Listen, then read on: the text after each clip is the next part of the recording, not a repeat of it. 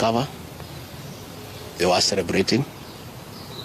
Come here asking whether I'm dead, whether I'll survive, whether I'll recover. They were celebrating. It's the most unfortunate thing that has ever happened in this country. That you can be so vicious to a man who helped you to be president. And the crime of this man, telling you the truth. Don't evict people without compensation, Mr. President. Mr. President, don't overtax people. You are killing them, you are killing their businesses. Don't force a housing program on people. If people do not want these houses, don't force them. My only problem with the president is just being truthful, because nobody else can tell him. The framers of the 2010 Constitution wanted a deputy president who is elected as a buffer who can stand for the people. The charity we are being treated for, too, is get rid of an elected deputy president and appoint a control freak. A fellow you appoint who cannot ask a question, who cannot say anything. And I'm sure if they succeed, he'll be asked to sign an undated resignation letter so that in case he starts asking questions, he can just be told to resign.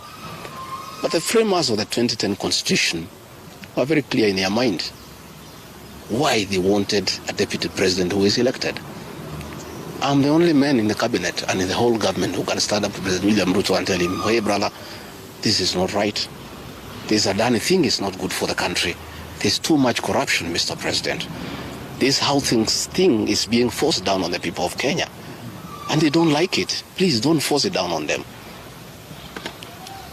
You know, situations where medical equipment that was being supplied by Kenyans to the Ministry of Health now has been given to one single Asian. I say, Mr. President, this is not right. We are killing our business people. So, as we speak, I say that my lawyers are in court. We have faith in our judiciary. And I requested that, according to the rules of natural justice, I be accorded an opportunity to be heard in the Senate. You remember I presented myself to the National Assembly and defended myself. In the Senate, I was there day one, and even when the Speaker asked me to sit down to listen to the charges, I decided to stand up to face my accusers. I was there the following day. I was ready for cross-examination. The 11 counts is nothing but malice and fiction. It was a political game by the president to get rid of me. And looking at it, I don't think the president had any intention of ever working with me. I think he just needed me to help him win the election because of my mobilization capacity and the faith the Mount Kenya region has in me. So I should have been given an opportunity. I have asked my lawyers and they have told me the motion was not time-bound. What is time-bound is a select committee that should work for 10 days and then report to plenary. That committee was never constituted, so this matter should have continued and waited for me. I was ready for cross-examination so that I answer those 11 counts one by one, and I'm sure had I been given that opportunity, I would have persuaded the senators otherwise. I was not given that opportunity. When you look at the speed at which Rigathi Gachagua is being hounded at office, it's like the story of Simon Makonde. You remember that story? One who died, who was born on Monday and by Sunday he was buried. The kind of efficiency that has been exhibited in hounding Rigathi Gachagua out of office, if this efficiency was being exhibited in the management of the affairs of this country, Kenyans would be very happy. What is the hurry?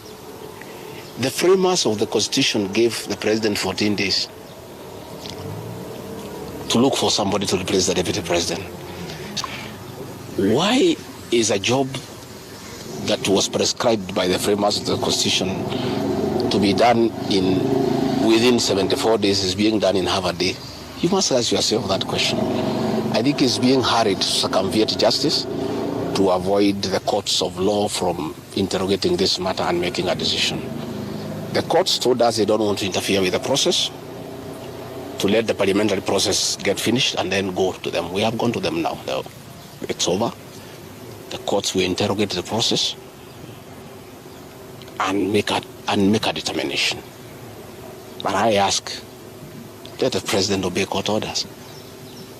Through a court order, Rigathi Gachagua is deputy president. Why doesn't he have cars?